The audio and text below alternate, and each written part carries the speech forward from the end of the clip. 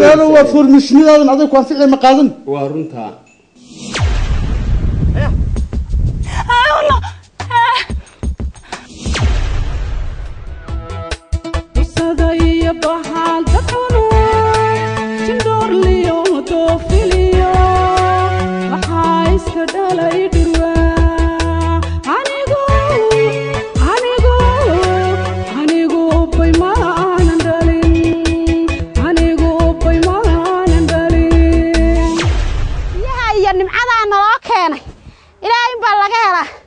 maanta intii yarada reerka taalaytan dhar ku dhaqay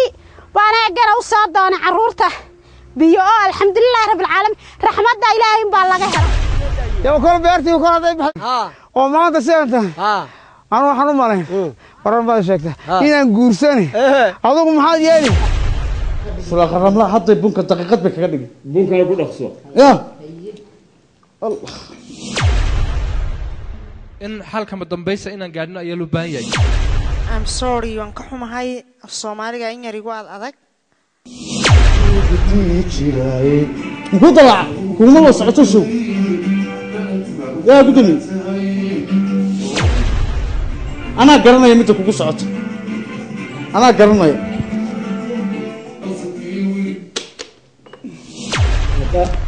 هذه قاعدة أنا دي نوقف تورتي هاي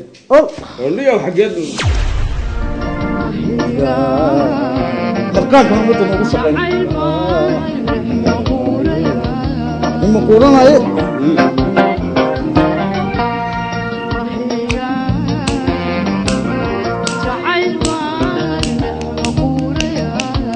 ونحن غور يا ولاد ميغالي سيدك تايبو قادرو موجدبا سيدتي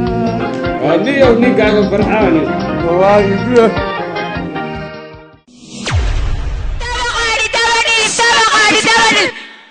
سوق أقولي ور إلا بلايا بدنا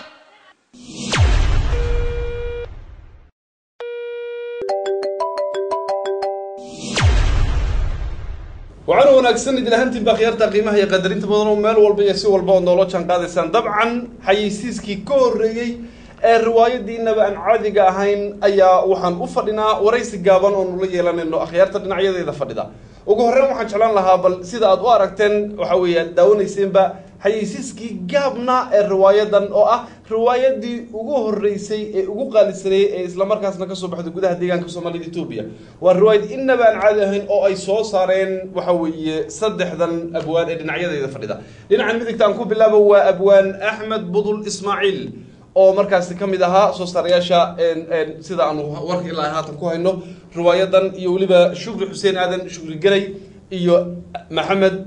أحمد عبدي فوق الرو صدح ذن أيها وحوي برنامج كالمرتين ونوقع أو الرواية داسي إنما عادي جاهين خرج وقبضنا لقوا سمية كان السوق علي يعني فنانين تا أنكو بالله أحمد بدلو سوقه حكوا شفت سؤال شيء نقول رسالة الرواية ده نوجد بين هذا حيسيس كذا تكون قصيرة رسالة أنت سوقه حلا يمكن كشرتا إن بحوي الرواية ده صدح دينا وكل بمد بها سمية لليه رواية ده يكسو ما حتى مسك حديثة سيصدح دينا هذا نعطوه كلانتين رونهانتي وسؤال هذا أدوانك سويه رواية فكر كذا مسكح صحيح كسب رقته أبوان محمد أحمد عبدي فوق الرب ده كل أنا جاي أبوان شكر جنينه تفتر كي يرمى ضعية محارينته لكن أبوان كوين محمد أحمد عبدي أي مسكح كسب رقته ورواية متخناية أنا وحنا لا عد كاستمر كهورة فكر كهالات ماده رواية والله دما والله لكن هذا اللي سوق وحي كوتشرين وحوي إن ممكن كلامهم بيلهايين فكر كذو كايمين سلا سويا وحوي صدق ذا أبوان مكران عن عرق كسر دامين قاركون نضيح يكون أرز قليل بالين شكرا جني أنا كلك أفتمه واقرت إن عروس بعد عروس باهي سفيعان وتضويد كوتشرتي تضويد كوتشري ما شاء الله أدوين كدعيننا بل قبلنا مقعد قبلنا وحلا معمهات مع النور نعم هذا يشكر جني وحلنا هي استيفي أهان وندين دعينا وبدخل قبك على هلا آمين وياه أنا فوق عرادقة رواية ده ما قاعد إلا هذا السويدينية رواية ده ما قاعد وحلا يلحظة نو ذا أنت وتشيديو ودني بحقه هويو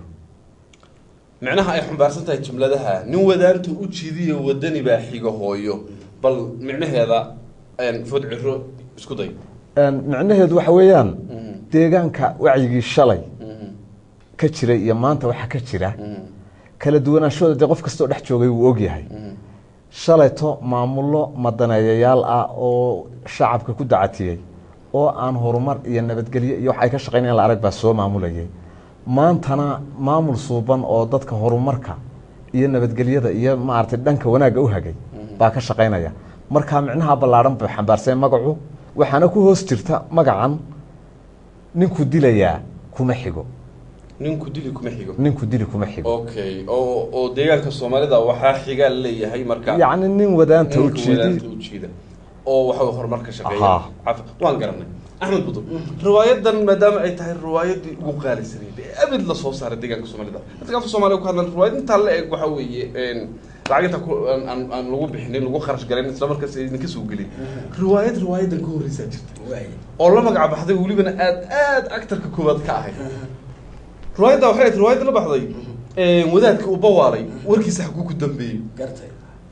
مركا روايد هاسي وحن مغلي مركا عاد سميسي ضد وحوي كحماضي وحبال لو قاسي ورنوع عاسو كلا اللي سلد حمر الجري محاكي جرا رونو هانتي هورتا waxaa jira binaanka meel kasta la joogo nin ku nool ku tiri kuteen waxa weeye waxa la barbagandada waxa ay dadka qaarkood ku nool yihiin wax aan saliir lahayn riwaayada waan dhignay waxay ka hadlaysay wala daawaday bablashkii mujtamaca si fiican uga faa'iideysteen xigmadii ay ku qotantay iyo halkii qotadeeda ku arorteen waa la isla arkay laakiin dad baa website wax ku qorqoray wala ku qabsaday wadaadaas wax san ka jira ma jiraan waa ku turkutan baad tiri kuteen aan saliir aniga aan xaqiiqda kaaga warramay qiiqa marka aad burburisay aad maqnayd gabadha waxa weeye wadaadkeeda tagto way soo joogtay hawada taas intaasaan ni horta karakterka waad keentay dabcan waxa jirtay nin habeenka ku sugnaa degmada sagad ka tirsan gobolkaas nagul ayaa ila soo hadlay markaas uu Ahmed Budulo qiiqaagii sagad buu soo gaaray foox badan baad sidatay wixii ka dhacay baa ka dhacay aad u baahan arintaas arin hirgasho meel martay ujeedadii laga lahaana laga gun gaaray ay ahayd dabcan aad way aan u soo laabto riwaayadan cusub waxa weeye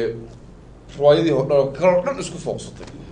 sida xiisiiskeeda laga arkay annagu horta waan sugilaanahay fadcina waxaan idin jeclaanahay inaan weydiiyo saaxiibayaal riwaayadan masraxyo gaar ah lagu soo bandhigo shacab weyne badan u fadhiyay aniga laftkayga waxa weeye dadkii daawaday markii ugu horeysay baan kamid ahaa marka waxaa jirtay jilayaashii dhibaato ka soo gaartay oo dadkii daawanayay qaarkood baa u gacan qaaday maxay arrinta ku dhacday arrintaas waxaa sababay riwaayaddu wixii ay ka hadlaysay ayaa bulshadii meesha joogtay saameyn ku yeelatay markaa dad ayaa dareenkoodii way isxajin waayeen wixii dee ay soo arkeen baa hortooda yimid xaqiiqay u arkeen bulshadii qayb ka mid ah waa markaa jilayaashii gacan qaad u geystay anu si kabo sidaa saaxiibkay Food Ciro uu sheegay horta arrintu ahayd riwaayadu marka koobaad waxay ka hadlaysay xaqiiq ay ku qotantay wixii ay ka hadlaysay maadaama ay taabatay ummadii meesha daawanaysay qaar ka mid ah dareenkoodii ayaa si lama filaana waxay ula kaceen in ay ilaa heer gaadhaan inay gacan qaadaan jilayaashii markaanu aragnay arrinta ayada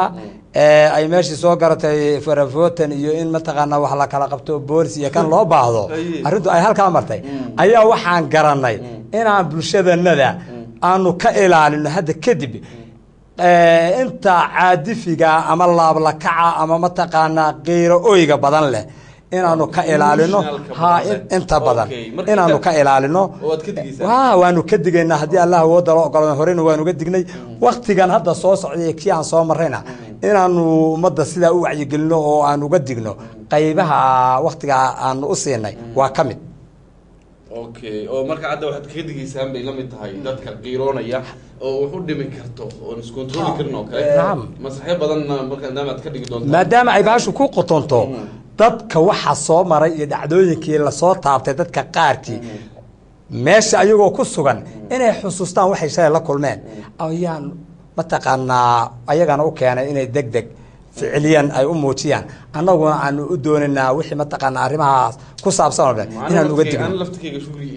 waxay ka mid ahayd habeenooyinka aan qiirooday oo runtii dad badan bay taabanaysay waayahay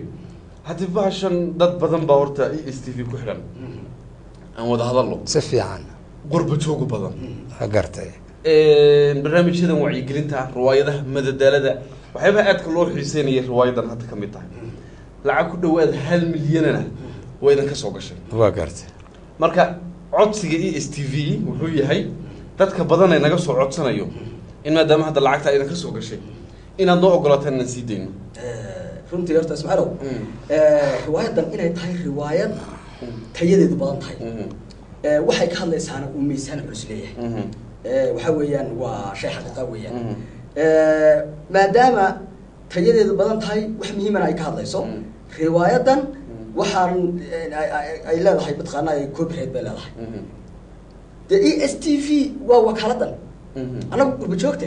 iyo bulshada inay daawadaan waanu jecelahay waanu rabnaa laakiin ESTV waa inay iibsato oo ay sponsor garayso inaad sponsor garayso waxa ilaa hadda waxa weeyaan waxa isweydiin leh 3 daqiiqo dheeraad ah waad xaysiiskii ku dartay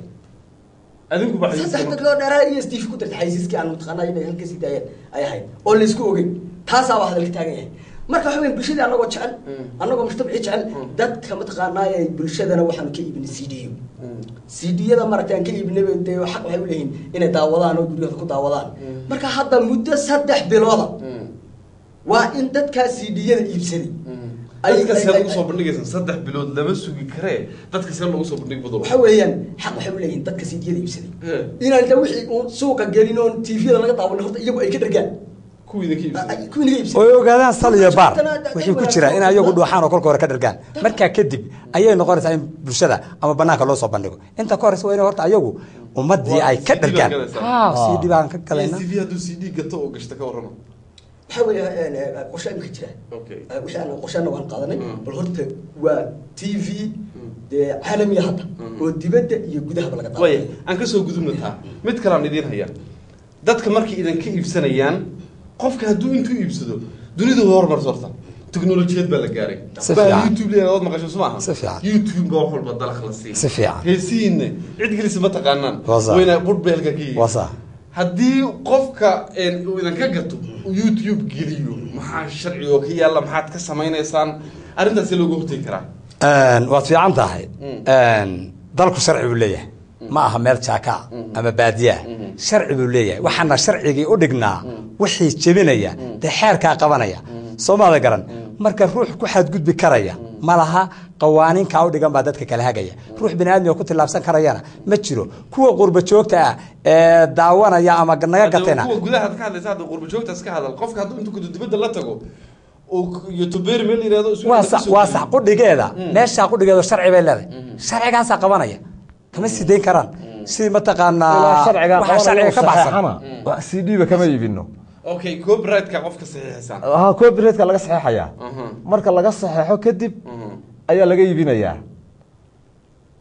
oo laga gadaya ana inuu dhaaranaysan ma umaleynay soo beleehay copyright ka waxa ka saxiixaysan artisaas weeyaba waa yahay waan gartay riwaayadan maxaa saa qaali uga dhigayo oo 3 bilood dadka ma shaqeynay budul hay shukru xusaya budul hay waxa weeye horta waxa la yiri